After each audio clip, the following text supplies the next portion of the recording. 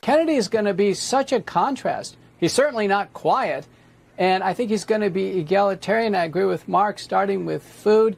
He's interested, I think truly interested, as Trump said, in the well-being of Americans. So as he works through these issues of data transparency and accountability, I think we're going to see sweeping changes in healthcare administration. It's not an issue of taking away people's vaccines. It's about a personal choice and actually safety of the products. RFK is going to have a range that's going to be much far greater than vaccines. We're talking about drug safety, ending corruption with foundations and with big pharma. I think we're going to see a total overhaul of healthcare administration.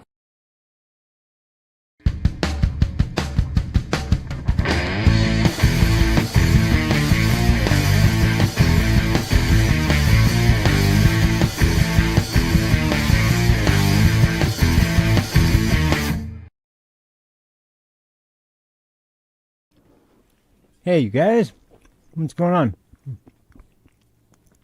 Another ice cream sandwich again. Sorry. Anyway, how's everybody doing today? Geez, it's another fun day today. I wasn't prepared to do another one yet again, but I guess I've just accepted it at this point that until something really really big and interesting comes up that's going to break the cycle up. I mean, I'm just going to have a go-to for a while of what's going on with, I mean, because, at this point, it's just media freak out constantly, day after day. And not that it's, always a bad thing. It can be kind of funny sometimes. It is getting a little tedious, but and it's getting more and more ridiculous and unhinged. But hey, what can you do? And I thought Matt Gaetz, of course, was gonna, and I would still say probably out of everybody, he's probably the most likely that is going to be facing trouble for confirmation.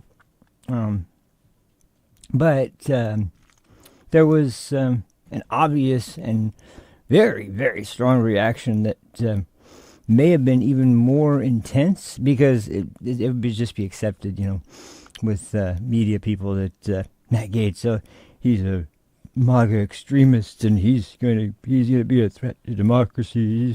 He's Trump's he's already a conservative and pretty outspoken, very outspoken conservative. They already know he's off limits, but RFK is causing a very strong reaction, and it's not really because he's a Democrat per se, because they already, had no problem with, like I've discussed before. We've discussed him as far as like supporting Trump and that he was actually going to be on Trump's administration somewhere, but I was mostly focused on his campaign leading up to the election and how he got shafted by basically by the current administration for not getting Secret Service detail and them basically kind of trying to keep him off ballots because they were concerned he was going to hurt Harris, which most people kind of assumed he would hurt Trump. And to be honest, with the reaction of the Donald Trump's base, it does seem like, even Trump mentioned tonight that he got the endorsement from Bobby Kennedy, that the reaction from the crowd was just, and it was incredible. And I got to admit, for me, he's always been an interesting guy. I've always loved listening to his opinions, and I've been baffled by the sort of negative response to him until the whole COVID vaccine mandate thing started to really get traction, and his skepticism came out. Then it was like, oh boy, okay, now you stepped over the bounds, boy. You shouldn't have done that. Which, I mean, he's going to say what he wants to say, and if he thinks it is important for people to hear, he's going to say it. But But of course, the media know like that. But the way they've gone about this is just incredible. And so I thought, you know what? Because the main thing that really is interesting is that he's been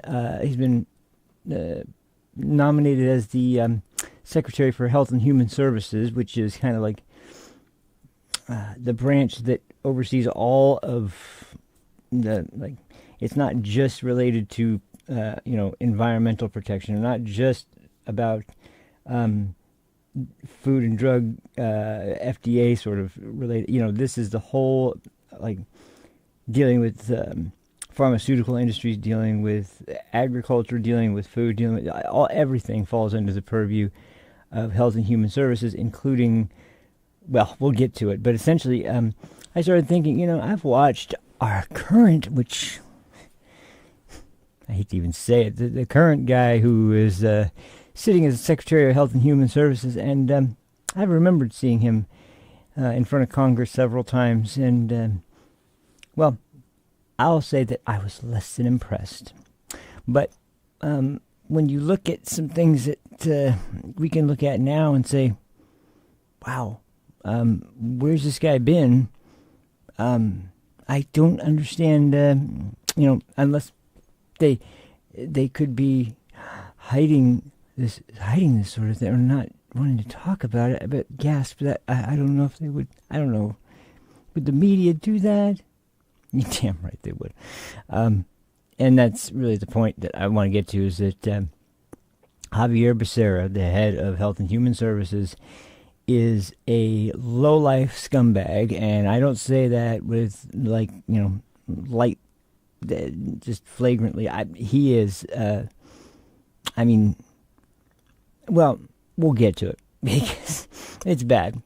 But basically, my main issue is this, because all the skepticism aimed at RFK, because he ironically was skeptical of vaccines, and not vaccines, all vaccines. That's the thing that's been misconstrued. He's been called, this anti-vaxxer because he was skeptical of the COVID-19 vaccine, but he's been on record many times saying him and all his family has been vaccinated for their, recommended vaccine schedule, and everything has been followed except for the COVID-19 vaccine. For his, in his case, I don't even know if all of his direct family did or not. But and he's not saying that you shouldn't have the choice as an American to get a vaccine if you want. His point is about, once again, having some goddamn transparency behind the process, and more than anything else, that was one of the things that, aside from the lockdowns, was probably the most anti-American thing that any administration has ever done. And this one was all on the Biden administration. Trump had unfortunately had to cave because of his concern about the election, and it was very, it was a move made out of panic, I think, and he's definitely made a very bad decision there. But he's taken his licks for that, and he admits that it was a mistake now as well. But as far as the lockdowns go, I've talked about that before, and the original pitch of 14 days or 15 days to slow the spread, whatever it was, had turned into a month, and then 2 months, and then 6 months, and then a year, and it just went on and on. So that got bad, but the real overstepping of the boundary, where it was like, okay, this is really out of control, is the vaccine mandate, particularly in regards to the mandate for employers to vaccinate all of their employees if they had more than, I think it was 100 employees, and if they didn't if they didn't have their entire workforce vaccinated, they would be facing heavy fines from the government, and so they had to, and not even to mention, government employees, they have to be vaccinated. And then when it comes to doctors and things, we, like nurses, doctors, anyone who's in the healthcare industry, having to be vaxxed while most likely already having been exposed to COVID, potentially even having COVID, and once again, Dr. Fauci is making sure that we, just downplay the whole concept of natural immunity and people that have got the virus, and how strong that gives you protection against future cases of getting a virus that is, especially when it's a new virus that is mutating, and its future iterations, like the way viruses tend to work, as I've kind of hinted at before, is that viruses, like any other form of life, essentially, are existing to procreate, and to procreate to ensure they are flourishing and thriving as a sort of imprinted code of its just of what it's supposed to do. Now, with viruses, that tends to mean that if it's a very deadly virus, it's going to kill its host, and then it's going to die. And typically, what will happen is, in cases like that, the evolution becomes a strain of the virus that is more easily transmissible, more easily easy to pass on, but far less severe in symptoms, because it narrows down the symptoms while expanding its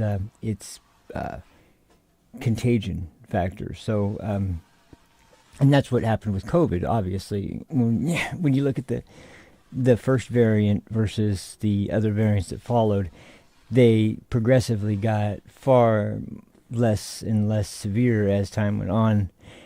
And they were trying to portray this idea that like, they didn't even talk about the severity. They just only looked at the amount of cases, and the amount of cases, they admit this now because it kind of fits a different narrative, that how many cases we had, and how the numbers were somewhat inflated, so we don't know the number. Yeah, that was you guys doing it to make the point that look at all these people who are still getting COVID. We need to make sure everyone gets vaccinated. Which, just to put it out there, I didn't get vaccinated. I had COVID once for sure. I may have had it twice, but I don't even know even for sure if that's the case. I do know for sure I had it once. And I remember when I recognized I had COVID, and I was like, wow, this is it? I know it sounds kind of mean-spirited now, but, like, to be honest, looking at it at the time, I remember everybody talking about this doomsday virus like it was going to be the end of your life, and the world was going to be over, and no one was going to be able to live if you contract COVID and you pass it on to other people.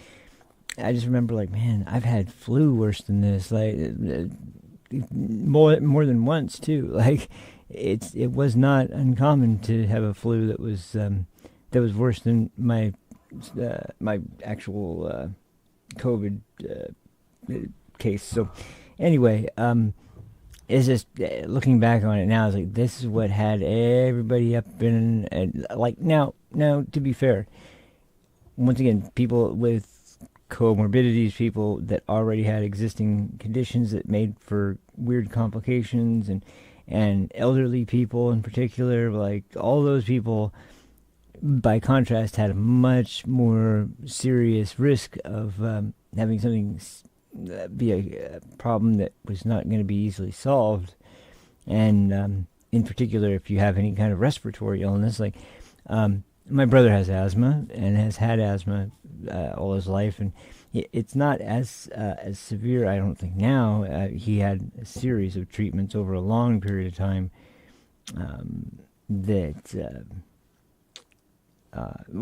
kind of made it so that, at least for me, from what I've seen, because he used to have a nebulizer that he used like pretty much every day. He had to use it, especially during allergy season and flu season, to make sure that his immune system was as active as it could be. But excuse me.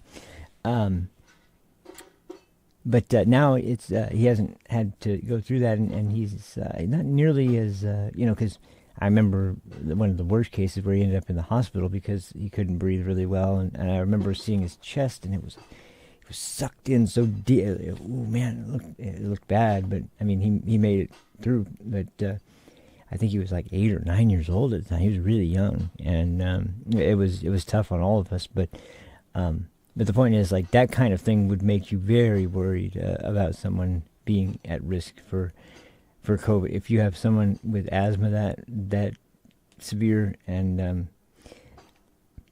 you then catch a virus that happens to be a virus that attacks the respiratory system, that's going to be a serious comorbidity that you need to make sure you're prepared for. But as far as your average American adult, especially when it comes to young adults or even children, which it was the whole vaccinating children thing, and it's like, oh God, this is over the top now. There's no legit purpose for this. So anyway, that's the kind of my history as far as like the COVID situation. Most of my family had gotten vaccinated, but mostly it's because my mom has cancer, lymph node cancer, and she's been able to more or less keep the symptoms in check, or the cancer in check, through treatments, but they're really rough treatments. There's been a lot of ups and downs, but she's still alive. She's still kicking. She's still doing pretty well. But that was that kind of thing. Plus, my grandmother is not in great shape physically either, and has her own set of illnesses that she's dealing with. So, now, at the time where there was all this information going on about COVID, I was living in a room that I was renting in a house with a couple other people in it, and so I wasn't around all my family at the time, regularly. So, essentially, that meant that I wasn't going to be a major threat during this time, so I didn't need to really worry about being vaccinated. And when I did catch COVID, it was just kind of a situation where if my mom or my brother or my grandmother or whoever needed to get me anything, they would just leave it at my door and ring me and have me come pick it up, and then they'd wave at me from the car just to make sure that I got it and say, whatever. So that was how we handled it then, and then once I was clear of symptoms and clear of the virus, pretty much I was like, okay, I think we're good now. And I don't think I ever really, I don't remember anybody afterwards catching COVID, like immediately after I had it. So I think that more or less I was able to, like, at least mitigate it moving to somebody else again, as opposed to just like, okay, you've had it, you are not really at risk of immunity. And this is something too that even Dr. Fauci himself, our Saint Fauci of the kingdom of science is said, prior to COVID, about natural immunity based on your past what's it called? I don't know. I'm drawing a blank here. Anyway, that's right. He said that in regards to certain illnesses that were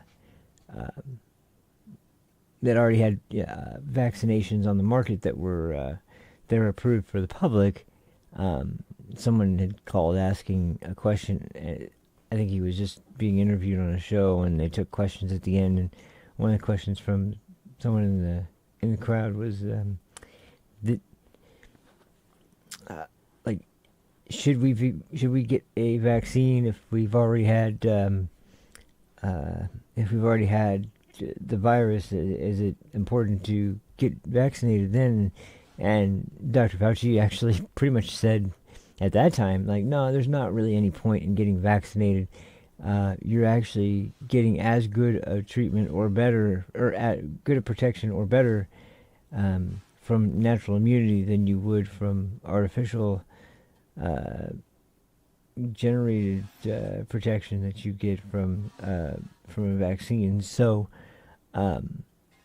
this is one area where he was already disillusioned at the time for this whole thing. But after the COVID thing, Dr. Fauci's like, we need to get vaccinated. We need to wear masks, and then we don't need to wear masks. And then, I said that we don't need to wear masks because we were afraid of the hospitals running out of N95. I don't remember at that time anyone even discussing. I hadn't even heard the term N95 used in terms of masks at the time. So, and from somebody who has come from tattooing, believe me, I know. Like when it comes to doing tattoos, it's what do you call it? God, man! Oh no, I'm not gonna have one of these. No, I think I'm fine. I'm rambling on too much anyway. But the point is that that's kind of the setup for vaccinations for me, my family, and everybody else. Now, when it comes to RFK Jr., there's plenty of other reasons why. I think one of the biggest ones was just his stance against the current Democrat Party and how they have used racial division to attempt to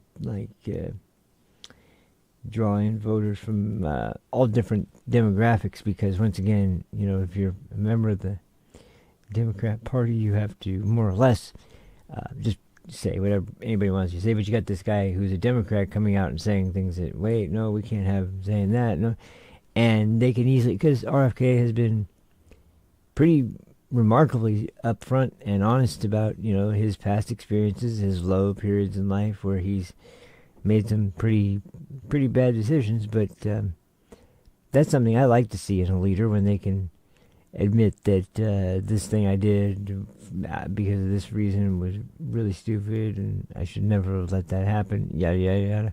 And I saw, that was what I saw from the guy. So so it was just it is jarring to see the difference. And there's been several hearings in front of Congress for the obviously for COVID, but in one particular hearing, there was this it was Jim Jordan's House Oversight Committee, and it was based on let's see. I'll take the baseball bat. Anyway,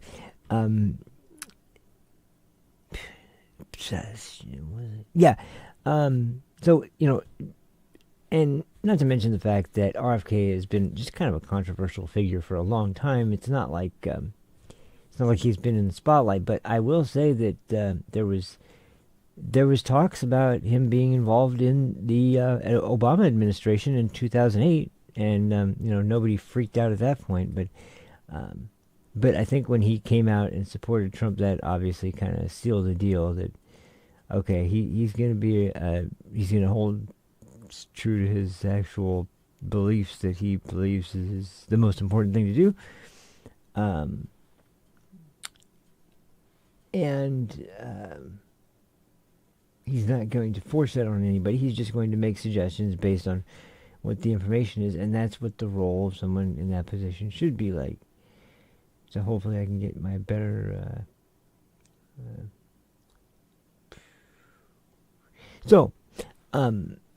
let's see. And you got to see that opening clip with the doctor on the Ingram angle last night. That was interesting. I've seen Dr. Peter McCullough. Really smart guy. Really amazing doctor who has testified in front of Congress about his ideas about the origin of COVID and his ideas about what do you call it? Just concerns of of course the food sort of issues and issues with the amount of chemicals that are that start from the farm and move their way up. But it's an ugly situation. But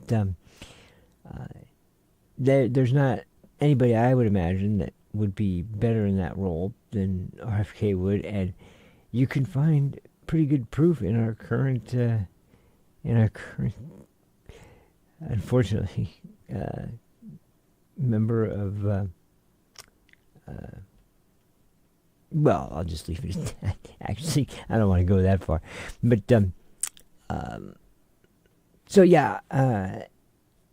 the reaction was strong, and I'm trying to remember because I didn't seek out this clip because it wasn't directly related to. I may pull this clip up at some point especially if the sort of harsh sort of criticism keeps up, because there was that I touched on this too last time, but there was that incident in the House Oversight Committee where not only did Debbie Wasserman Schultz decide that she was going to try and censor the meeting on government censorship by trying to move for a closed-door hearing or to just dismiss the cases out of hand. So, there's been tons of times where he's attempted to come in good faith, and the guy clearly has a very strong and passionate feeling for wanting to do whatever is within his power for the country moving forward, and he doesn't hold back on expressing that same thing. But for some reason, it's just really bizarre the way that because I guarantee you it's going to be a box that I'm sorry. It's guaranteed to be. I don't know why I'm saying, man. No matter what happens, it's guaranteed to be a situation. I don't know what the fuck. A situation where it's going to be controversial one way or another. But there was this comment made where, of course, Stacey Plaskett has to go for the racism. Debbie Wasserman Schultz wants the censorship. And then there's a handful of other people on the Democrat side who just want to go back to their tactics of smear, like just straw man everything he's done, misrepresent everything he's said, and look at them. Anyway, and they I think one problem with them is that they've bought into their own bullshit too much, and actually think what they're saying is even remotely reflected in reality, because once again, like if you are directly contradicting your own statements that you made not that long ago, and you're trying to find some sort of reason why it would be understandable that you would do that, that's not the best. That's not going to be the best defense or anything. It's actually going to be what would be Yeah, there we go. And then I won't even get into people like Dan Goldman and assholes like that. So, but rather than go down that route, there's a couple things that have made me kind of go. Once again, I love when I see something or I hear something I'm not expecting. For the type of person we're talking about, to hear something completely surprising come out of nowhere is like. So in the case of like what is actually going to happen, I don't know, but it's clearly not about because the government is going to be trying to make the people believe that they know it's what the best nominees are, and they know what the best cabinet picks are. You know all of this, of course you know all of this. More pandering. Well, I guess I should get that. Anyway, so the first part, I'm going to show a couple of those reactions, but I also, like I touched on, I'm going to show some clips of a comparison to the current head of Health and Human Services, and just let you guys kind of compare and contrast the job and see if this is a position that indeed is too is going to require too much experience for a guy like RFK Jr. to hold the position. And while that is a statement that doesn't sound like it's very what's the word? I'll just say very conceited. That looks like it was. Just looks like it's going to be a crazy situation. But anyway, I'll let it speak for itself. So here, let's get into first. Let's get into the reaction from, because surprisingly, there's one person who was calling for a sort of some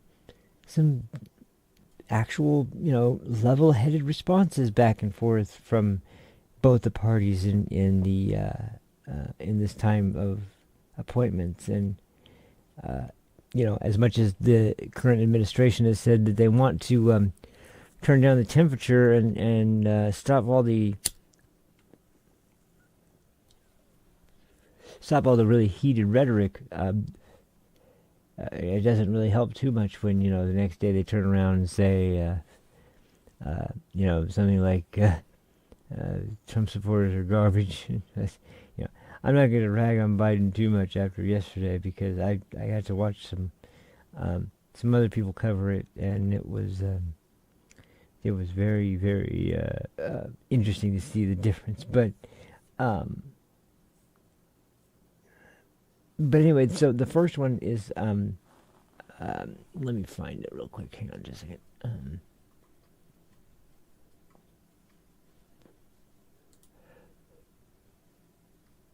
It's not that way. Oh, I think it's in the other folder.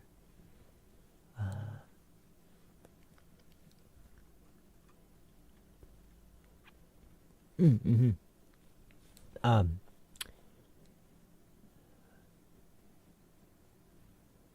Oh wait, is this it? Actually, I don't think it is.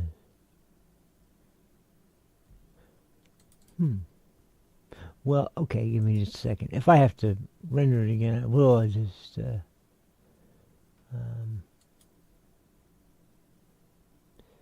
little frustrating, but let's see if I can find something I was looking for. Man, why is my computer going so slow with the load times today? Oh, this gotta be, or is it? Actually, if worse comes to worse, I can probably just play the clip. I know where it starts and ends, so I could probably do it. Not much effort if I even have to just pull it up again. But then again, it's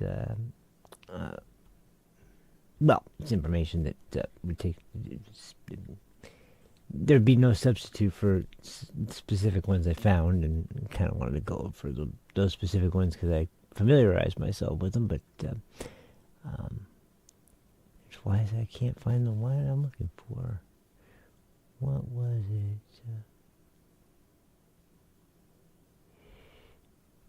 It's got to be over here somewhere. There's.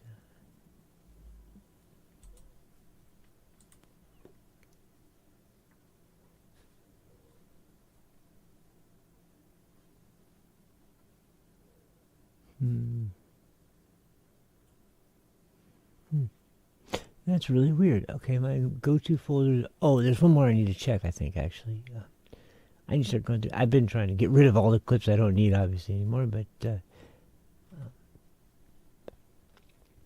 some of them are clips that were just for comedy's sake. And by the way, I've got a soundboard that is almost done, and I'm hoping that I can start incorporating that soon because, well, I've got, you guys know my kind of even delaying the show for quite a while to get some good video clips, and I can tell you I've got the same sort of mindset when it comes to audio as well. So you can bet that I've only been accepting the best and the most hilarious sound clips for the soundboard, and I think I've been finding some pretty good stuff as of late. So I'll let you guys decide which ones you really like and which ones you don't. But I'm positive, without a doubt, that there's at least some in here that it will be some pretty what's the word? Pretty damn exciting. As far as like maybe not exciting. Well, yeah, actually exciting because it's a very weird bunch. But anyway, why can't I find this one? It's just this one. Oh, this might be it. No. Here, hold on. Okay, the media player's off. Let me check real quick. This might be it.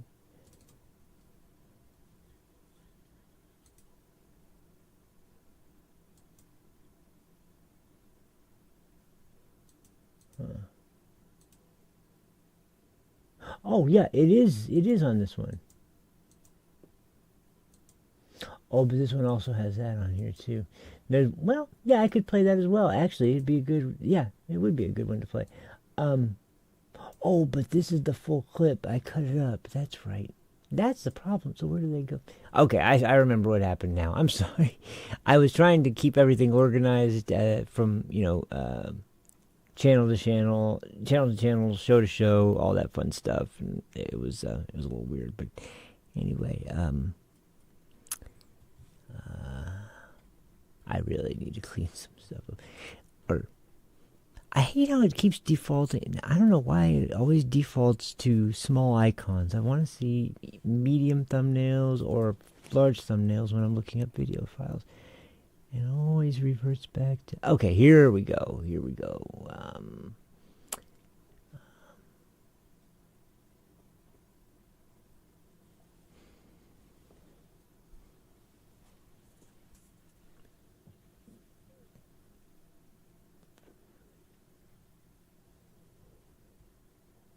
Oh, wait, what happened to... Okay, there's one, but that's the one that was... Oh, wait, that's right. It's probably in here.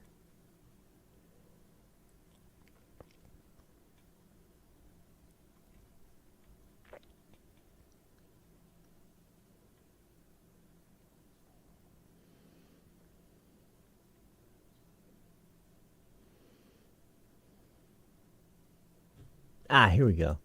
Oh, no. That's John Kennedy, not Robert F. Kennedy Jr.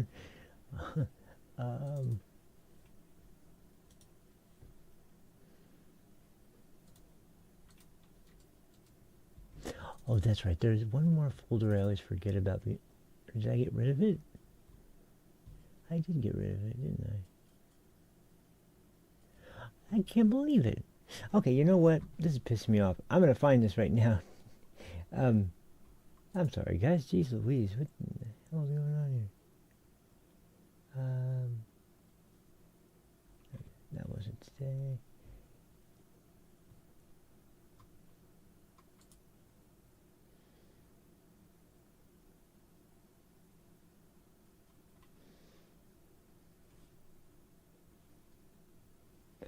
Okay.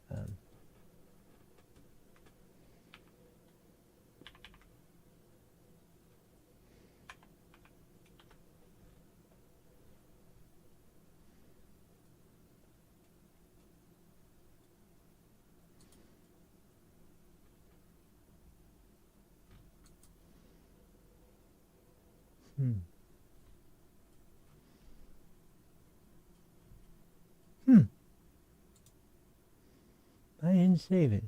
That's really a shame. I can't let this go. Where did it go, man? I'm sorry, you guys. This is really annoying. Let me check one more folder, I guess, but there's no way it's here. Is it in?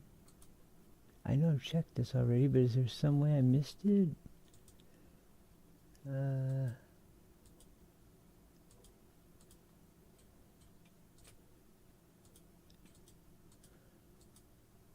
No, I didn't miss it. Is there huh. Man, this is a strange one. Well, I guess I'm just going to have to show the raw clips. Man, I'll have to skip around a little bit. It might be a little sloppy, but we'll have to do it that way because apparently I lost the couple of the main ones from CNN and what was the other one? I have the one from News Nation though. That one's pretty good. So we'll just I'll tell you what. We'll stick with the first part of the Laura Ingraham show discussion with the two doctors, and then we'll that one also has the clip with the News Nation clip on it. So we'll go with that one, and then we'll go over to the one that's really surprising the most out of all of them. I'll just preview it now. Although it's a show that is in and of itself a virus that you don't want to ever really catch, by way of transmission from your from any kind of electronic device. The mental illness brought on by watching The View. And I don't mean to expose anyone to that.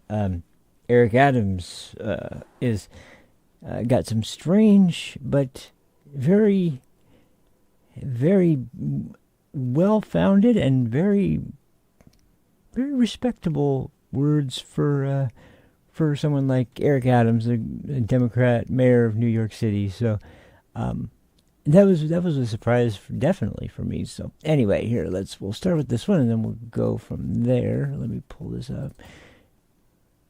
Sorry for the delay on that, guys, but let's get this going.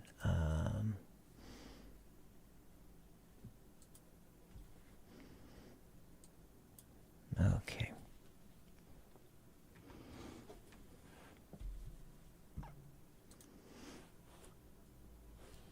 Oh, what happened to... There we go. Okay. I agree with his point that all of the toxins in the environment and in the foods is leading to a situation where kids are obese and they get sick a lot quicker than they used to before. That's something we really have to focus on. So I'm agreeing with that. Why that's happening is really interesting. Again, when I said sick care system, let me explain that. Insurance companies do better if you pay a higher premium thinking, uh-oh, one day I'm going to be obese and get sick. So that's the heart of the problem. We have a government insurance complex that favors disease rather than health. Kennedy is going to be such a contrast. He's certainly not quiet, and I think he's going to be egalitarian. I agree with Mark, starting with food. He's interested, I think truly interested, as Trump said, in the well-being of Americans. So as he works through these issues of data transparency and accountability, I think we're going to see sweeping changes in healthcare administration. It's not an issue of taking away people's vaccines. It's about a personal choice and actually safety of the products. RFK is going to have a range that's going to be much far greater than vaccines. We're talking about drug safety, ending corruption with foundations and with big pharma. I think we're going to see a total overhaul of healthcare administration. All right, guys, so we have to continue our coverage of the meltdown. That was from my buddy there, Black Conservative Perspective. Not my buddy, I don't know him, but I love his show. I watch his show all the time. So that was where that clip came from, as well as obviously the Eric Adams clip, which I'll go ahead and play right now, because one thing that's come out, I'm just going to touch on this now. I might actually do a full episode about this sometime soon, but for now, there's not really a lot of details that I can confirm about it. Just a bunch of kind of unconfirmed, unconfirmed reports from anonymous sources inside CNN, talking about after the election how badly, and the numbers they're very, very, very bad for the company as far as viewership goes, and just plummeting so badly after the election. And now that I think it's kind of funny. You lost Don Lemon, you lost everyone's favorite Humpty Dumpty, what's his name, Brian Stelter, and even though he's back, I haven't seen him nearly as much as I did when he had his own prime time show for some reason, and then it's funny. They lost Chris Cuomo, which made sense. And ironically, since he's been at News Nation, he's been doing the PBD podcast, and he's done the sort of podcast circuit. He's run the whoops, wrong way. Sorry about that. He's run these sort of the gauntlet, and he had his own podcast for a while. Now he's doing something more formal again, but it's still online media for the most part. Even though, you can still watch News Nation on television, but I know most people that watch News Nation watch it from, some type of streaming service. But the point being that, with Chris Cuomo, ironically, he was someone who I thought was the most insufferable back when he worked at CNN. Now I find him not too bad as far as Democrats go, and most I can't help but respect the guy after hearing him in response to the assassination attempt on the second one on Trump's life, and the responses both times from leftists in the media and leftists on social media, even, that just this disgusting attitude of how did you miss? You should have actually hit him. It's gross. It's disgusting, and he actually reached out and called Donald Trump and told him he apologized for the treatment he was getting and how the media had been treating him, and hope he.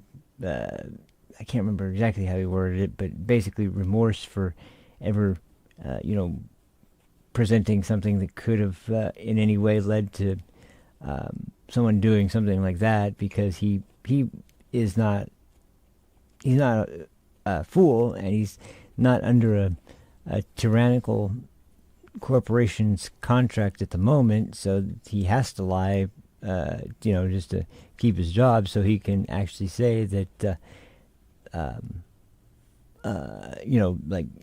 It actually, probably has something to do with the rhetoric that's been used by the left in media for the last 8 years or so, and basically trying to, top the outrage every time there's a new Trump announcement, but eventually, you've said the worst thing you could say over and over again. You just have to keep saying it, and that's when you get into territory where people might want to might actually start believing it and might do something crazy like try to kill you. And so anyway, it was just I can't think of anybody in left-wing media that would actually willingly call Donald Trump and just to express their sadness, their condolences, their just to tell them how much they apologize for the treatment they're getting, and yeah, I can't imagine anybody in left-wing media doing that, except for somebody like Chris Cuomo, who by no means agrees with Donald Trump, but really does understand that that maybe because of his direct participation in that same type of thing, that he would know exactly what the intent of that group is by doing that, and they damn well know that that's what's contributing, not entirely, of course, but in large part to people wanting to kill the guy. So anyway, so to go to the Eric Adams clip, now this blew me away because I didn't really understand. The only thing I knew for sure was that Eric Adams has been under fire from the DOJ because of his some type of, I don't even remember what the scandal is now. It was something to do with hold on just a second, let me do this real quick. Something to do with some kind of, it was before he was mayor, I think, but I don't remember exactly what the charges were. I have no idea, but DOJ was just going crazy, and I think the main reason, it seems like the main reason in general why they were going after him was mostly because of his fuss that he raised, rightfully so, at the migrant takeover of New York City, and how it was completely unsustainable for New York to be able to handle the levels of immigration that they were seeing. But the last thing that the people in the White House right now wanted to hear from a Democrat in any state was like essentially that this illegal migrant welcoming mat that we've laid out and decided that everything's going to be hunky-dory no matter what happens, everything will be fine, it'll work itself out. No, it won't. Listen to Eric Adams talk about what is going on in that city, and that already it paints a pretty dark picture. But anyway, since now he's been targeted by this sort of system based on the immigration discussion, I think he's just hoping that he's said publicly that he will be willing to work with Donald Trump to help to alleviate New York from the absolutely devastating results of all the mass migration, and that's very, very strange coming from. There's a handful of Democrat state officials in different states that are traditionally blue that have said that they would be willing to go along with Trump's plan for immigration, but very, very, very few. And Eric Adams, of course, he's got, I hate to say it, but this is leftist politics. So once again, because he's black, he's gonna have a certain degree of decorum that's going to be automatically afforded to him, even though I don't think he while as bad as he has been in certain areas, he's not really the type of guy who I think is in any way fully bought in by the whole DEI woke culture sort of bullshit that you see from a lot of Democrat officials, like obviously someone like a Gretchen Whitmer or gosh, don't even get me started on Gavin Newsom. I already did that the other day.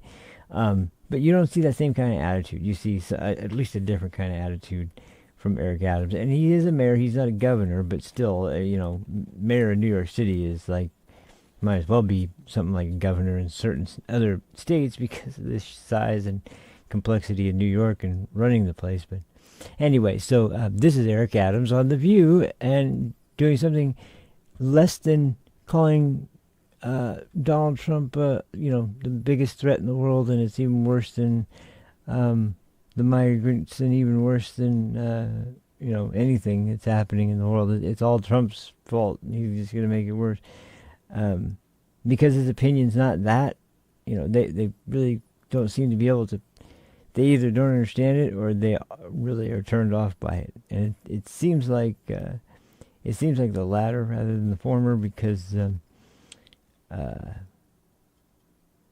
Yeah, it's just, my God, the incredibly crazy amount of it. It's just like anyway. Let me get that clip. Oh, whoops! I put the wrong folder up. Here it is. Oh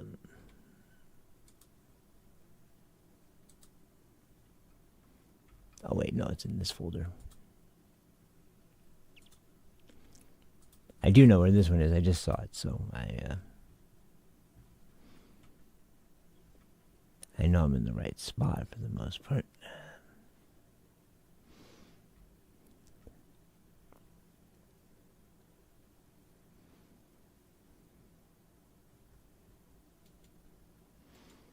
Wrong.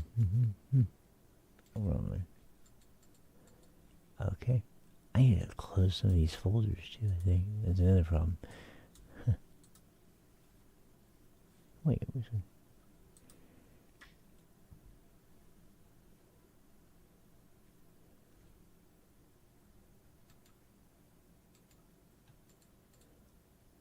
Okay, here we go. Yep.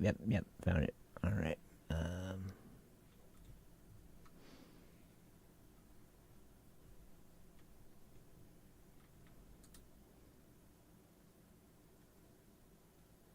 Oh, wait. Oh, no, that's from the other day.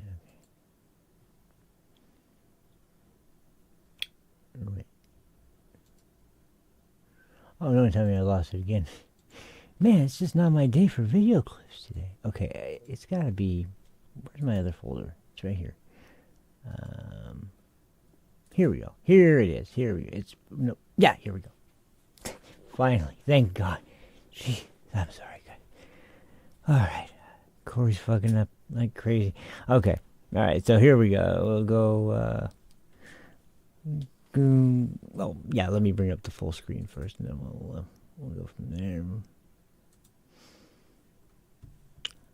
Now, there was a whole other section on Trump himself, but we'll only be focusing on... We can only take so much of the view, and I know it's asking a lot, so thank you for sticking around to watch. But to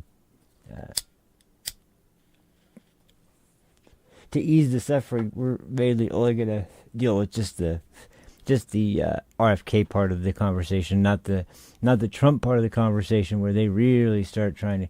You can tell, like, they just want him to...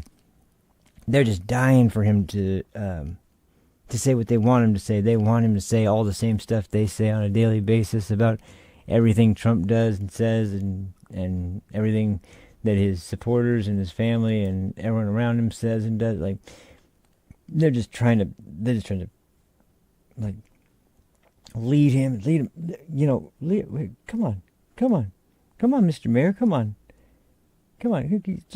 just pick up what we're saying, come on, we're laying out the breadcrumbs for you, it's perfect, you can just follow this right in, but he's just not saying what they want him to say, so they try to word it, it's hilarious. So anyway, let's get on with this one. There's this dumb broad who's, jeez. I don't know if it's her or Whoopi that's more Trump deranged, but, well, I could say that about it basically everybody on this show. Anyway, let's get on with this nonsense. Oh, wrong button. Not that one. This one. So you heard us talking about RFK Jr. being the head of HHS. What do you think about that appointment? The executives will nominate and bring in those who they believe will move their vision forward. And everything from the fluoride issue, I believe we should have fluoride in the water based on what my experts are telling me. But let's be clear, we have a real problem with our food in our country. And we need to watch what we're feeding our children. And what is the major problem, do you think? Too much hormones. You know, many people additives, know my, you know, I almost lost my sight with diabetes. The doctor told me I was blind in a year. I was going to lose my fingers and toes, and it was my food. It wasn't my DNA. It was my dinner. But JFK Jr. Ate RFK Jr. ate some pork. What's interesting about that too is that if you ever heard Jordan Peterson talk about what got him to go on his diet of the carnivore diet, where just eat nothing but meat, like literally nothing but meat. It was started by actually his daughter first had the issue. What's her name? Michaela. Yeah. She had a what's it? What's the condition? I forget the name of the condition, but it was really serious. It was like her legs, serious pain in her legs, almost losing the ability to walk entirely at one point, I think, and it was all sort of a product that well, they don't know what it's a product of. It was chronic. So it was, and it was never determined the actual root cause of the issue. But when she switched to the carnivore diet, the symptoms all started going away. Her mental health improved, and all sorts of other things. And Jordan had some of the similar autoimmune. That was it. That was what it is. The autoimmune disorder that was chronic, and it was also brought on by unknown causes. So he didn't have nearly as severe autoimmune issues, but he had some issues with being able to take weight, get weight down when he was starting to kind of slide into overweight sort of category. He's discussed all of this. And the carnivore diet really basically turned both of their lives around, like completely 180. And so when Eric Adams talks about how he had all these issues, and even as severe as amputating his fingers and toes because of how bad it was getting, and then it was because of his diet. It's totally understandable. That is very, very plausible and legit, can happen, especially when the industry that makes the food unfortunately don't seem to want to share with you exactly what it is they're doing or what all those ingredients are on there. And there's just been a lot of discussion about this over the last few days, but how no other real developed nation that we know of, like that's especially Western countries, not one of them has really,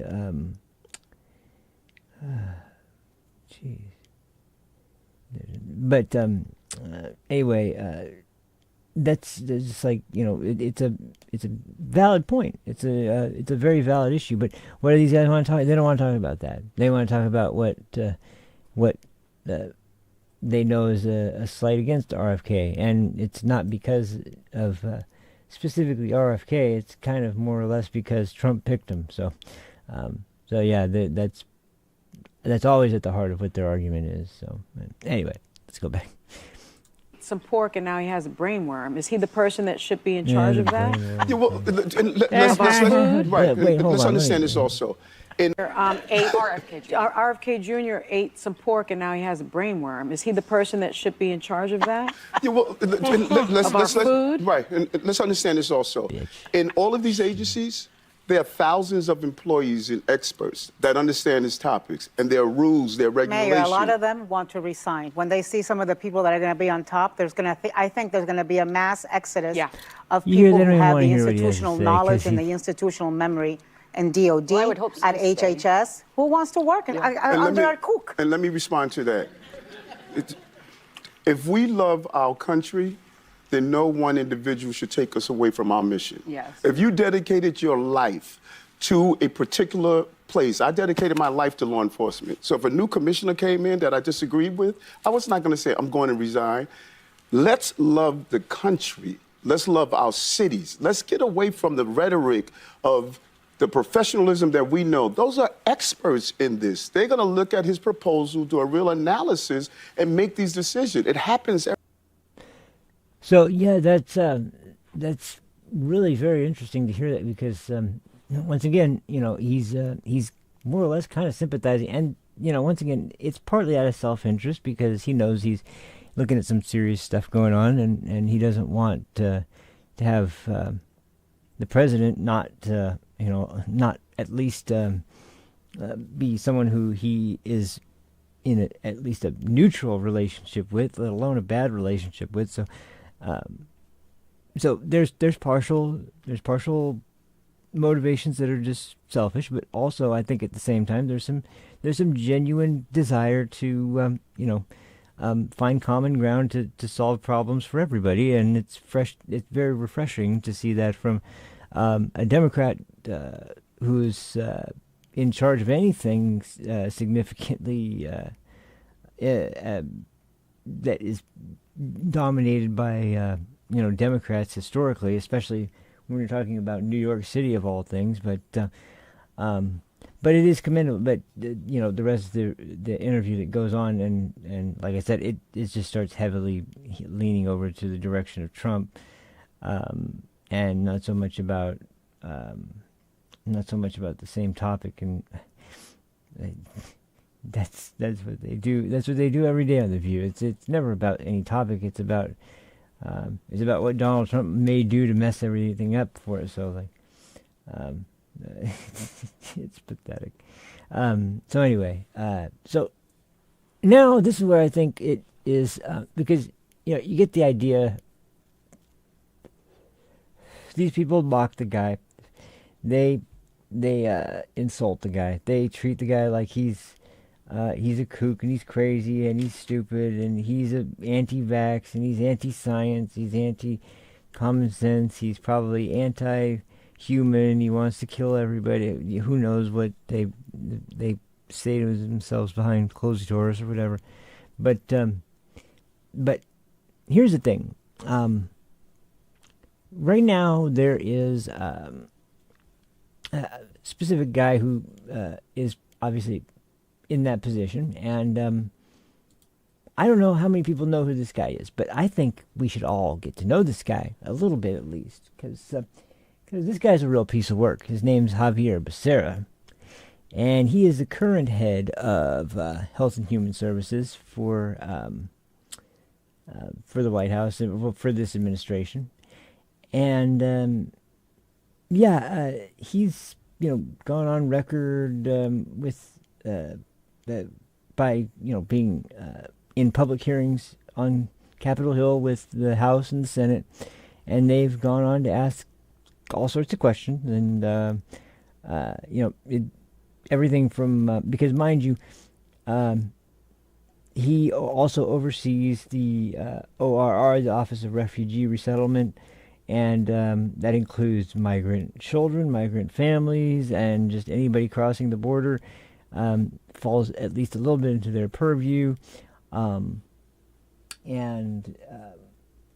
there's also the issue of the transgender issue, and especially when it comes to transgender individuals that are wanting some sort of treatment, like cross hormone treatment, or even something as radical as surgical interventions for people under 18. All that would also be something that fell under Health and Human Services, and so it's kind of would be interesting to see what his position on those things are, wouldn't it? Wouldn't it be interesting to kind of hear what he has to say about those things, since everybody is so against RFK Jr.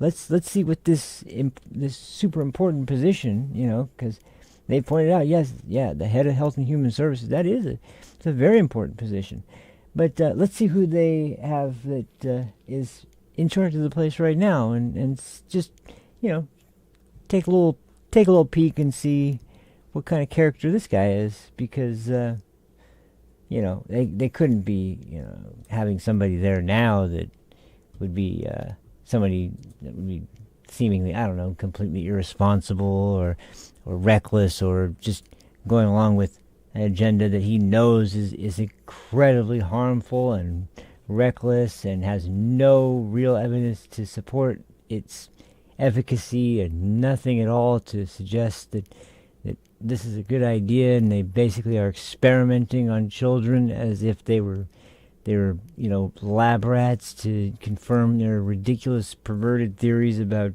gender.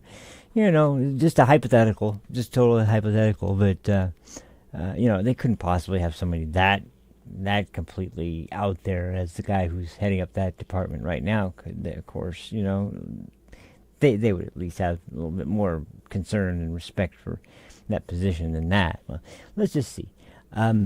We'll have, how about this one? I have two ready that I think are very interesting. And the first one's with Marsha Blackburn, this senator from Tennessee, very conservative woman. It was actually the target of Taylor Swift for a while because, God forbid, she wasn't against, or she's against abortion, especially in later stages of pregnancy. And as Taylor Swift has noted, that means that, you know, you're basically anti-woman if you believe that.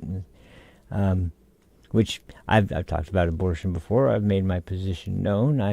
I'm not hardline pro-life, but I think that the people that are they call themselves pro-choice today are really pro-abortion, and they are despicable.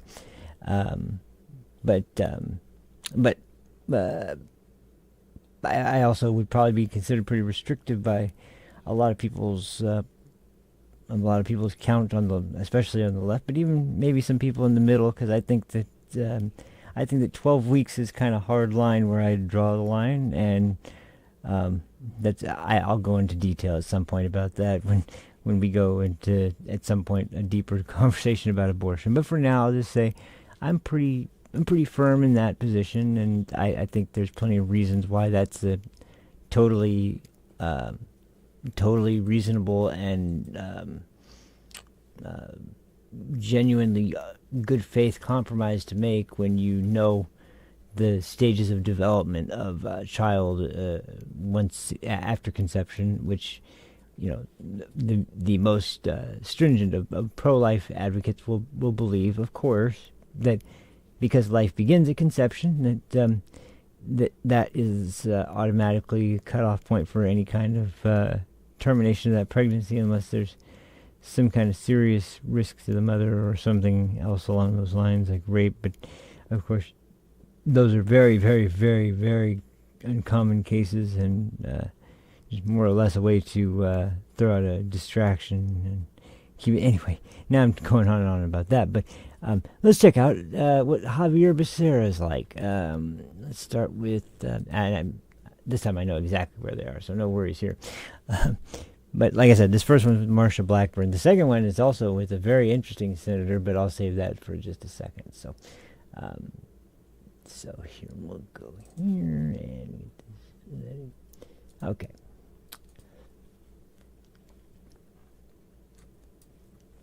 Now, so this is from what is it from? It's from just under about what is that? About 8 to 10 months ago, somewhere in there. But yeah, just coming up to the end of fiscal year. Well, they've begun fiscal year 2024, and they're or is that? No, not quite yet. No, there's a few months left. They're getting ready to look at fiscal year 2024. But, so anyway, let's get to this one. This one's gives you this one will just kind of set the table for what Javier Becerra's values are like, and so we'll see what this is. this would suggest. Thank you, Mr. Chairman, and Mr. Secretary, thank you for being here. And I am so grateful we have the Alzheimer's volunteers here. We have a great group in Tennessee. And there's some back there. Love seeing them. But you know, Mr. Secretary, the budget that you brought to us, it is full of things that get in the way of research. It would prevent new drugs and therapies from coming to market. It would weaken those IP protections. And it would expand big government, and it's something that does cost us some concern. I want to return to the issue of telework. I know that Senator Cassidy discussed this with you. Adding to the list of how many HHS employees are working telework, I would like for you to identify the essential and non-essential components of that list of those that are teleworking. And also looking at you and your team personally, when you look at telework, how many days have you spent in California during COVID-19? Thank you, Senator, for the question. With regard to my status, I know that requests have been made for my schedule, and we will try to provide as much information Yes, as we I can. think it would be great if we were able to get the schedule for you, your security detail, and the records expense reports so that we could see how much. The reason this is important is because you are overseeing an agency that is the equivalent of 1/10 of our nation's GDP. And I think that it is vital that you be on site and overseeing that department. So can you even... So one thing real quick. So bear in mind what we're talking about here. This is a guy who is got a large portion of the people at HHS, as well as himself having a long periods of time where he was not actually showing up into work. He was using Zoom calls and telework and working from home because of the pandemic. And still in 2023, March of 2023, he's still concerned so much about COVID that there's a ton of this very super important agency that you wouldn't want just some kook to run, and that you wouldn't want it run by someone that irresponsible. And this guy, I guess he'd probably call it being extra cautious though. But so it's fine. But I'd say by 2023, and you're still scared of COVID, get over it and get your ass to work, or maybe you should just find a new career. Because my God, you should be responsible. Where's the responsibility? Where's a hint of responsibility in this aspect? Anyway, let's keep going. Ballpark, how long you were in California and how often you were absent? I don't get to California very often. When I do, it's usually because I'm doing work and I will travel. During the pandemic, because I think it's important that during the pandemic that you were there. And I want to read this back to you. 2019, talking about the border crisis, you said of President Trump, and I quote, "And to say that it's an emergency, and then within 24 hours, having said it, go off to Florida to your Mar-a-Lago resort when you think there is a national emergency. I think all the evidence, including what Donald Trump says and does, proves this is no national emergency," end quote. So by your own standard, you would equate COVID to not being a national emergency if you're spending those hours in California and being absent from the headquarters. Interesting, isn't it? It's time to get people back to work. Faith-based organizations. We have 8,000 faith-based organizations across the country that are irreplaceable members of the nation's child welfare system.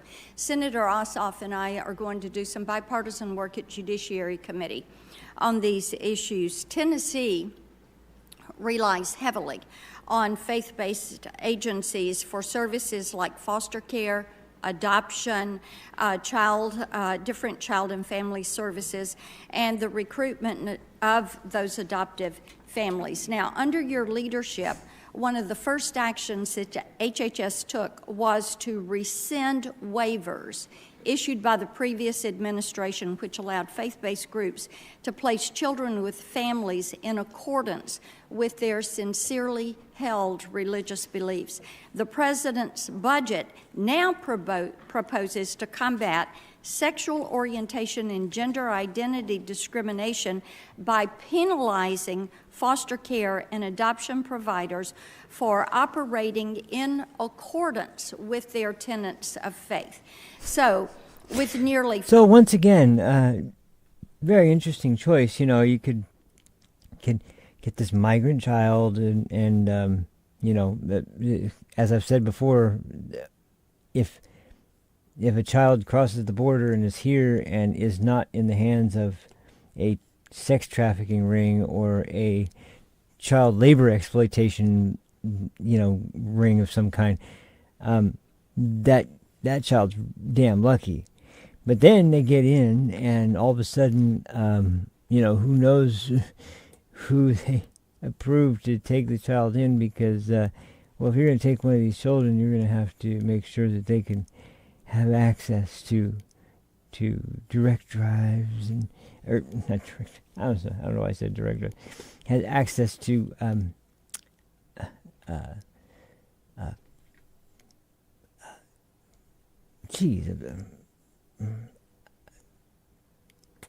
like basically they have the ability to go to someone that they can express their feelings about gender to, and can discuss geez, this keeps happening, can discuss their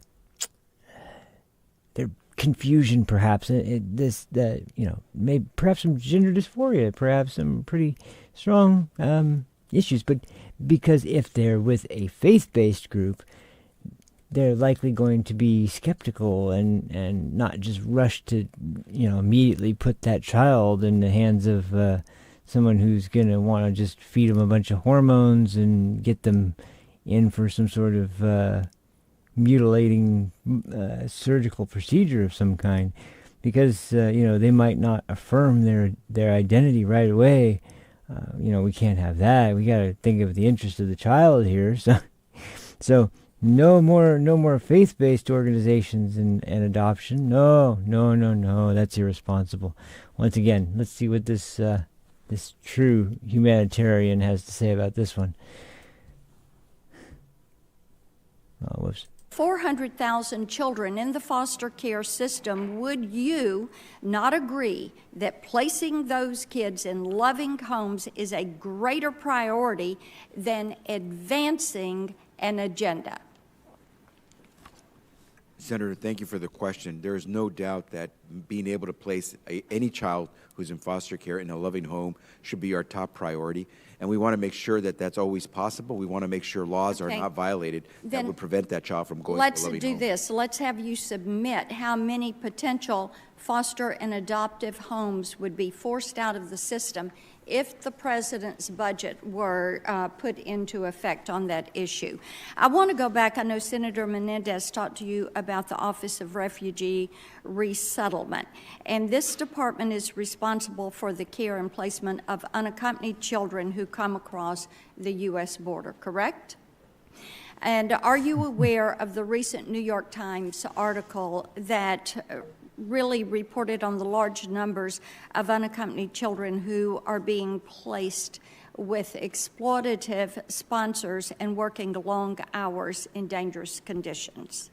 I'm aware of the fact that a number of children have been reported to be working in ways that are violating our law, but I'm not aware of the situation you mentioned about being placed in exploitative circumstances. So if you could clarify that a bit more. I will be happy. Mr. Chairman, I'd love to submit that article for the record. Without objection. By the way, real quick too, just to bring this also to the attention in this case, the articles that were coming out for a while were for children that were getting lost and children that were being found to be getting employed by businesses that were paying them, next to nothing, or slave wages, or essentially not paying them much of anything, and I think more than anything sending it back to their family and whatever their country they came from is. I'm not 100% sure on all the details, but I do know that as far as what she's saying there, when it comes to the children that were stuck working in those, like I said, there was a report of this young girl who was working like the graveyard shift at this machine shop, and the machines were so noisy, and her job was so physically demanding, and it was in the middle of the night. And as a child, I think she was 11 years old or something. That's to be stuffing Cheerio boxes or something with the whatever you're creating on your assembly line, and having them be up all night listening to the sounds roaring all night of the machines and everything. Not the best place to place a young child, and most certainly in violation of labor laws. But hey, we gotta get those immigrants in. That's the humane thing to do. So, geez, this guy doesn't seem to be doing very well, does he? Now, the agency, the Times reported that under the Biden presidency, the agency cannot find 85,000 children. This is back when it was only 85,000. Contact Not up with to the third 35, of the migrant 350,000 children that are coming into the country. So I'd like to know what you're doing to find the children, and what you're doing to make certain that these children are not being trafficked. Senator, first, those statistics that you've mentioned, as I said previously, in regards to another question by one of your colleagues, those are unfamiliar to me. I have no idea where those statistics come from, if they're based in reality or not. Oh, they're based in reality, you son of a bitch. They're very based in reality. And maybe if you didn't stop DNA testing people at the border when they had a child with them, maybe that wouldn't be happening, you sick son of a bitch. I'm sorry, this works me up. Let's just go. Let's continue with this. And we do everything we can to make sure any child, before we allow them to be released to a sponsor, that sponsor has been vetted. Okay. The vast majority of these children end up with a family member, immediate family member, as a placement. So some of those statistics that are being thrown out there that don't seem to be based in fact really would go contrary to what actually we've done. Okay, actually, unfortunately, that is agreed on by just about everybody. Let me tell you, we have to get this thing straightened out. At any time you had 10,500 children under your care, the money works out to about $1,400 a day to take care of these children, and you can't find these children. We have to get it straightened out. Thank you, Mr. Chair. So it's not looking good after that first one. But, I only thought it'd be fair that, since they mention this all the time, I thought, how about the guy who they constantly reference when they talk about their bipartisan border bill? The one that Trump was effectively the one who killed it because he didn't like the fact that this border bill was just so comprehensive and so effective at helping the Border Patrol actually solve the issue on the southern border, which, of course, is, I don't even know what they think the issue is on the southern border, to be honest. But still, this was bipartisan, because we had one Republican guy who was and you'll see his name's James Langford. He's from Oklahoma. He's a very straightforward, honest senator. He's pretty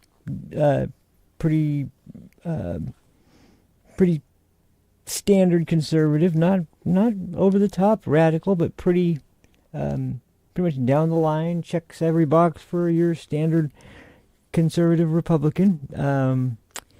Not overly aggressive, not overly confrontational, but certainly somebody who is concerned when there's issues, and was operating in good faith in this way for the border bill. Unfortunately, he was operating with three other people who weren't operating in good faith and goodwill, and weren't interested in the border being closed or solving the problem. We're interested in, when they say solve the border issue, meaning solve the optics of the border issue, of the sight of seeing just thousands and thousands of people always rushing the border every day. And instead of having scenes like that, and scenes like, that your court date for appearing before a judge for your asylum case is going to be heard by a judge in about 2038 or so. Until then, have at it. Have fun in America. And that's literally what they're doing. But that's what their idea of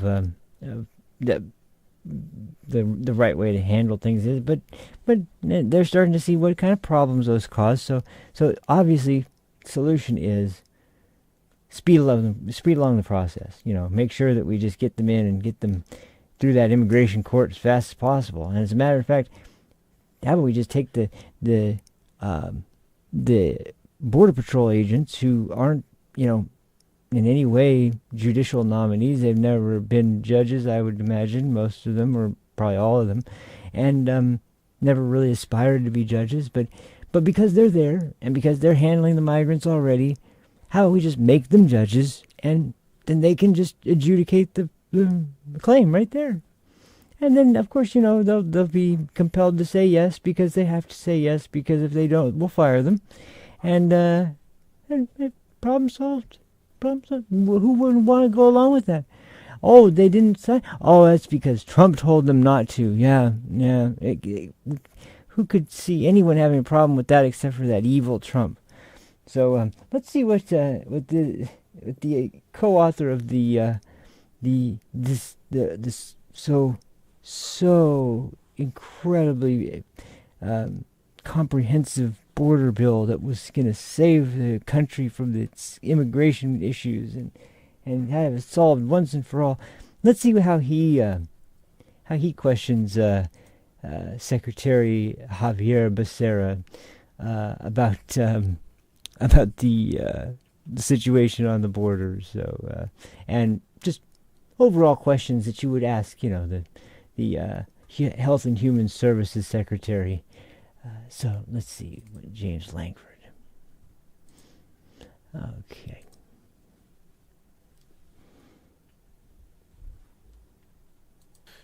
Good to see you again. I had a parent that was in my office today, and as you can imagine, the parents that come here to D.C. do a lot of research and a lot of background, and when they bring questions, they bring very different types of questions. Their particular child had a healthcare issue, and they were asking about the cost of drugs. And they went through several different proposals that are out there, but then they asked a very specific, pointed, well-educated question about pharmacy benefit managers and said, what is being done? Because that seems to be a black hole, and all I'm reading and seeing seems to be a lot of information on that. Now, that's an area I said you're very perceptive to be able to go through the different aspects on that. You talk a lot about drug policy, but there's nothing about PBMs and some of the proposals in your budget piece. Now, CMS, we work with them directly on it, and I want to talk to you about some of that as well. But for the PBMs in particular, they're not even mentioned once. What's the plan at this point on dealing with drug pricing in the PBMs?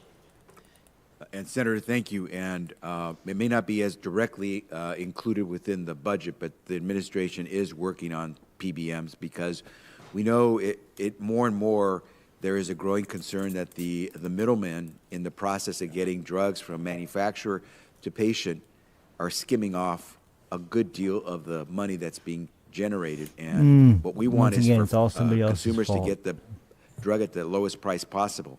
I will tell you that most of these issues will likely end up in court, as you can expect, but we're going to try to move to make sure that if there's a middleman that's going through the process of making sure a drug is getting from the manufacturer to the patient, that it's done efficiently. And so we could use your help to make sure. Well, we'd be glad to be able to work with the administration on that. You'd find bipartisan support to be able to deal with this.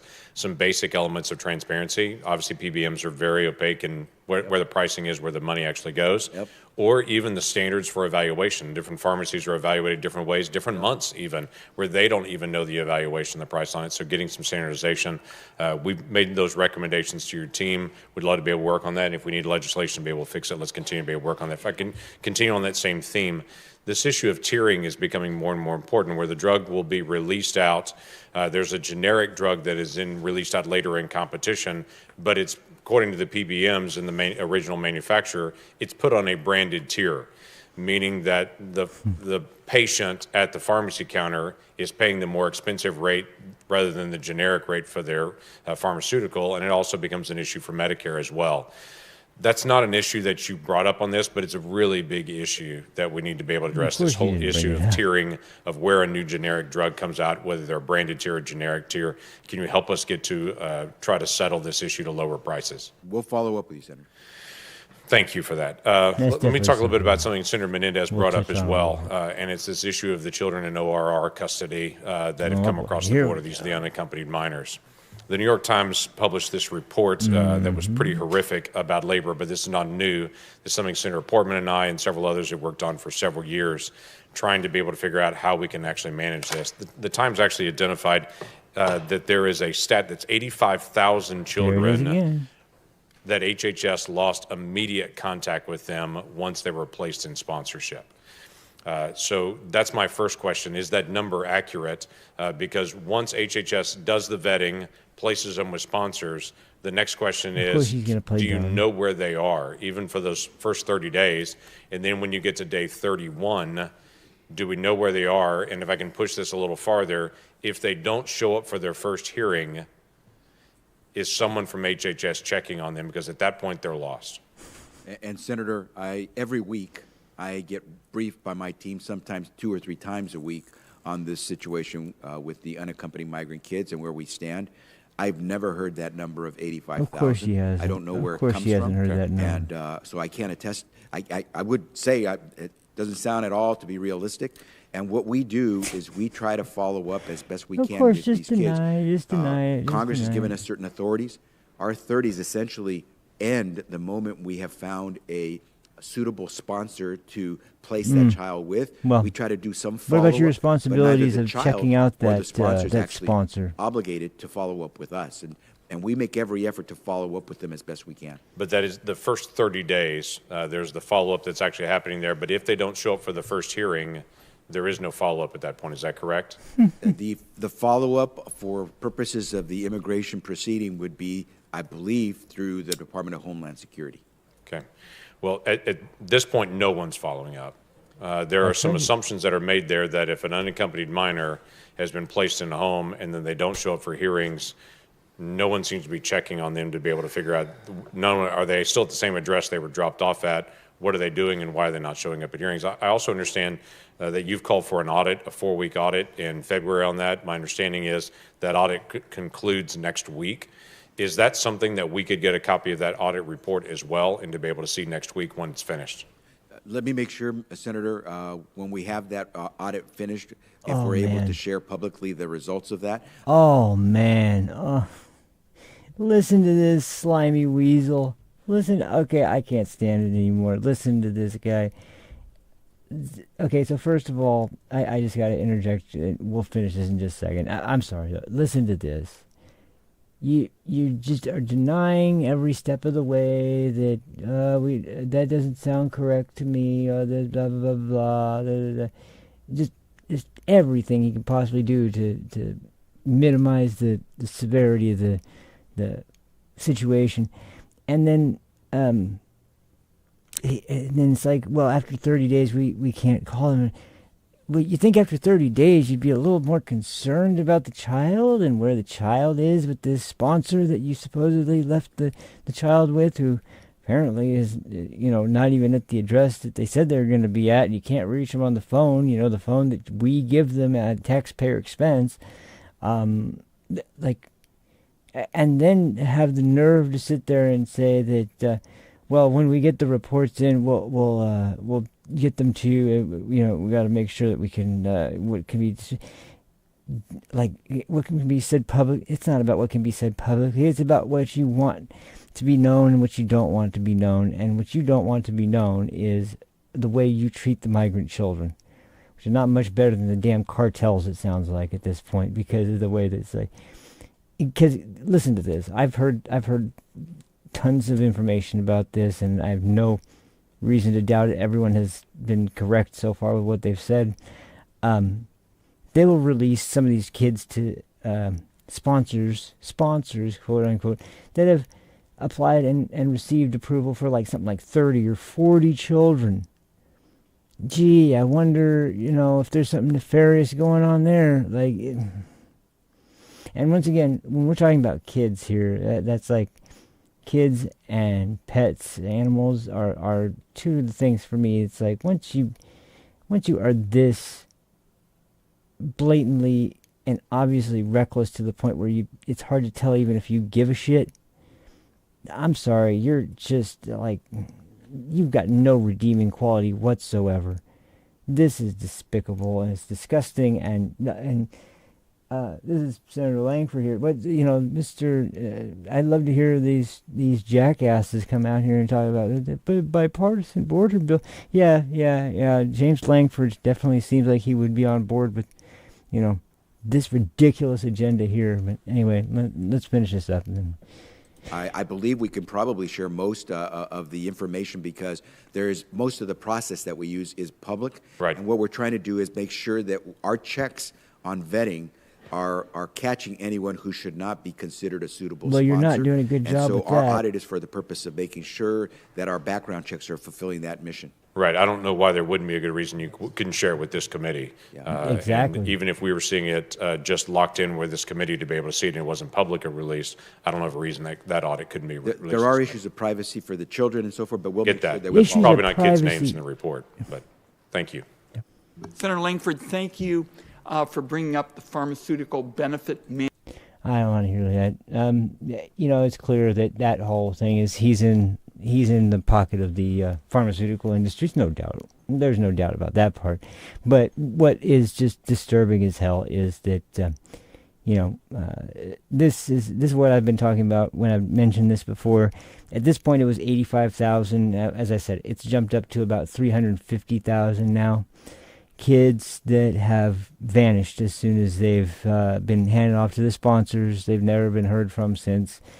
We suspect, as does everyone who's been looking into the issue, that they're in the hands of sex traffickers or, as I said, child labor trafficking. And he talks about we have a rigorous process for vetting the and doing background checks on. Well, okay, first of all, background checks my ass, because how many countries are all these immigrants coming from? I mean, some of them are coming from Africa, Iran, China. I mean, do you think the Chinese Communist Party is handing over documents about the identity of people migrating here? Whether they were, who knows why they're even here. And then on top of that, then this idea that you're trying to background check. Well, before you release a child to them, if they're a sponsor or whatever, you're always stressing about how important it is. God forbid the family separation. Well, okay, how about before putting them with someone who obviously isn't family? If it's not someone that's family, you could check to see that part with a DNA check, but you don't want to do that. For I'm sure it causes too much of a backlog. The problem has been the whole time that when you open the floodgates and people are flooding across the border, there's people that are just interested in getting as many people in as possible, that don't care how, just get them in, and that's the result. And this is the guy who will be leaving and who RFK will be taking his spot, and is, mostly concerned about, issues that we should be concerned about, especially for the Department of Health and Human Services. But I'll tell you this, we're not going to have an open border, so we won't have this problem, and RFK probably won't have to deal with this, but if you want to talk about having people that are well qualified for the job, I'm sorry. Why don't you take a damn look at the guy that you've hired to do this job, and then tell me with a straight face how terrible RFK is going to be? Yeah, you can fuck off with that. I'm sorry, that's you've lost all credibility. So The View, ladies, at The View, I know it's Donald Trump and his reprehensible cabinet are so terrible, but I guess maybe you should ask yourselves some questions next time you go out, like, am I really for child sex trafficking that's going unchecked because we have a Health and Human Services secretary that just doesn't give a shit about who he's releasing the children to? So don't lecture me or any other American citizen who voted for Trump about how terrible this pick is and how we should, his brain worms, and he's a kook, and he's anti-vax, and he didn't release 350,000 children as child sex traffickers. That's a pretty big plus in my book. So I hate to end it like that, but I've got to end it. I've been going for a long time now on this one, so that'll do it for me today. Sorry to get so worked up, guys, but that's one of those issues that really gets me fired up. So hopefully we'll have a little bit more cheerful of a subject to talk about tomorrow, but I had to touch on this one today because this was such a, like I said, I touched on Matt Gaetz thinking that was going to be the most controversial, but when I saw the stir that was being kicked up yesterday night about RFK, it's like it was almost as bad as Matt Gaetz, and like I said, I'm thinking that Matt Gaetz is still going to be the one they oppose the most, obviously because of his record, but they are very, very opposed to RFK, no doubt about it, and it blows my mind when you look at the comparison between him and the current guy, and like, wow, man, what integrity, The Democrats, fountain of integrity. So, anyway, thank you guys for watching very much. Yesterday had an amazing turnout, you guys. Thank you so much for all the support. It's been amazing to see the turnout. I appreciate it so much. I will be live again tomorrow, Saturday, last day before the end of the week for me. So I will catch you guys then. Until tomorrow, have a good one, stay safe, and I'll talk to you then. Peace! I can't read it. There's no words on it. Okay. There's no words there. To play us out. What does that mean? To play us out. What is? I don't know what that means. To play us out. What does that mean?